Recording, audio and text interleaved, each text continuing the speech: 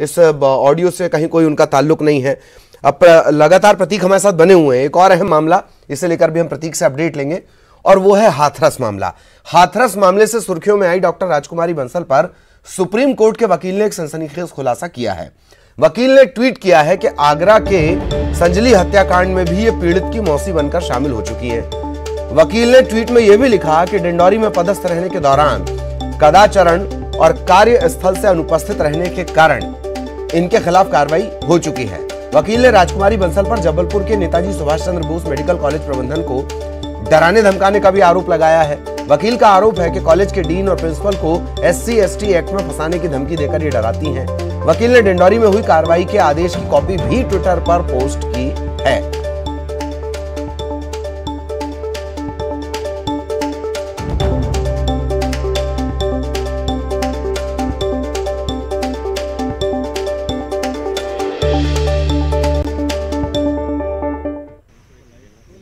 बेशक सुबह से ही एक बड़ी खबर पे न्यूज 18 लगातार बना हुआ है। यूपी SIT की टीम ने इस बात का अंदेशा जताया था कि एक महिला जिसका जबलपुर से कनेक्शन है, कहीं ना कहीं वो दंगा भड़काने में उनका हाथ हो सकता है। ये आरोप SIT यूपी ने लगाए थे। वो जो महिला है दरअसल वो हमारे साथ जुड़ी हुई हैं, राजकुमारी जी, जो कि पेशे से डॉक्टर हैं और प्रोफेसर भी है मेडिकल कॉलेज, वो हमारे साथ जुड़ी हुई हैं। राजकुमारी जी, जिस प्रकार के आरोप यूपी SIT टीम ने लगाए थे, तमाम आरोप से आप भी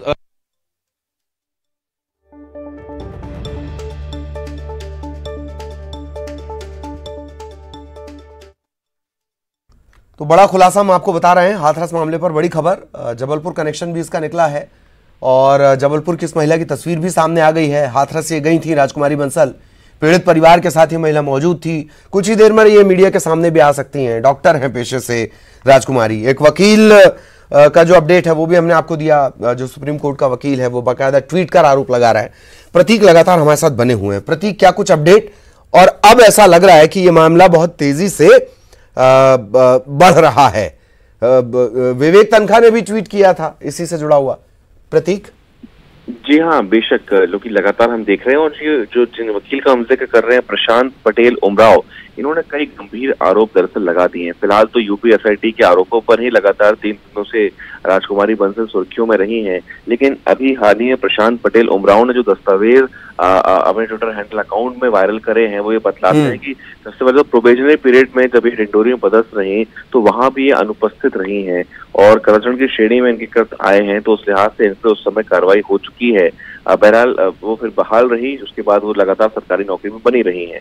लेकिन बेशक ये सवाल उन्होंने खड़े किए हैं कि कहीं ना कहीं उनका जो आचरण सेवा के प्रति पहले से ही कहीं ना कहीं गैर जिम्मेदार रहा है।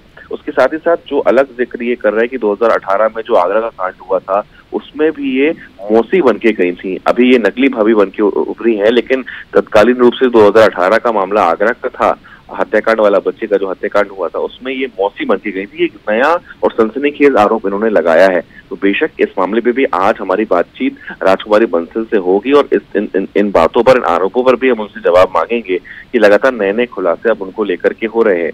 अब बेशक जिस प्रकार से दलितों के साथ अत्याचार हो रहा है अलग अलग जगहों पर, उसमें आवाज उठनी चाहिए। और उन्होंने जिस प्रकार से बातचीत में हमसे कहा था कि वो मानवीयता के नाते संस्कारधानी से हाथरस पहुंच गई थी, वो भी अपने कॉलेज को बिना कॉन्फिडेंस में लिए, जहां वो काम करते हैं, शासकीय सेवक हैं।